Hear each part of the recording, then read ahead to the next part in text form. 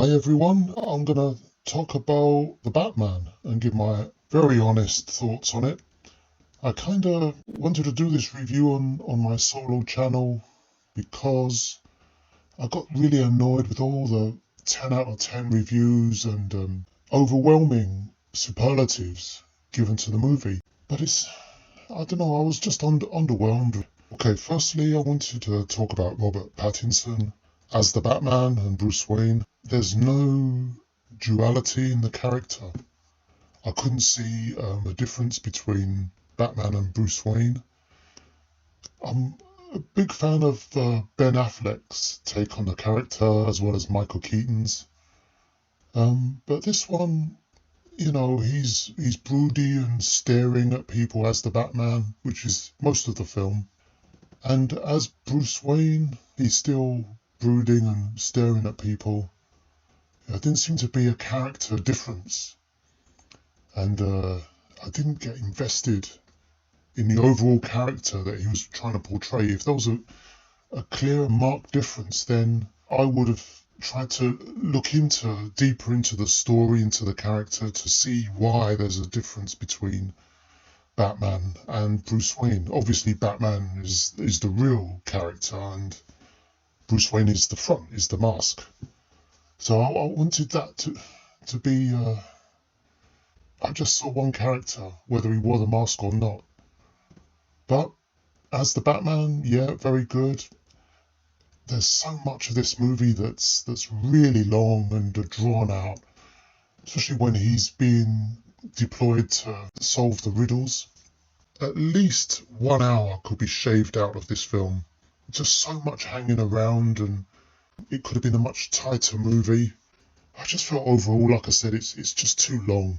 So with Alfred, you could see he's a former something, SAS guy, military guy, whatever. There's something there you can see, that tells you that he knows what he's talking about, and he's not just there as a butler. Yeah, that part of it was really good, and he's solving riddles. Maybe there should have been more of that rather than the Batman hanging around at the crime scene in costume with all these police roaming around as if he's not there. I found that really strange. I think the Batman should have been there alone, maybe just doing his thing, breaking into the crime scene maybe, and just getting on with solving the riddles and seeing what's what in the scene.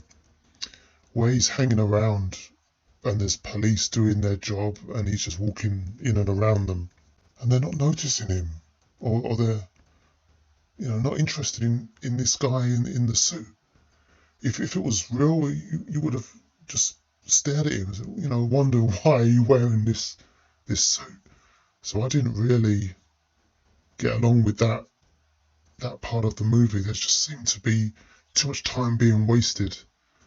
And the other characters I thought did very well. The Penguin was great. The car chase was great. Zoe Kravitz was very, very good as well. But just like Robert Pattinson, I just think, there could have been more there, I guess. It just didn't really see much of their personality. And, I have to say at times it just looked like they were reading a script. Because of that, because that was evident to me, it just made me really want to wonder what Ben Affleck would have made of this movie and what his script consisted of. I enjoyed the Zack Snyder movies. I enjoyed Keaton's movies, and for the most part, I like Val's interpretation. So that's my average review, I guess, of the Batman. 3 stars out of 5. And the more I think about it, the more I think I'm being really generous. But while I was sitting there, a lot of the movie again, I was bored.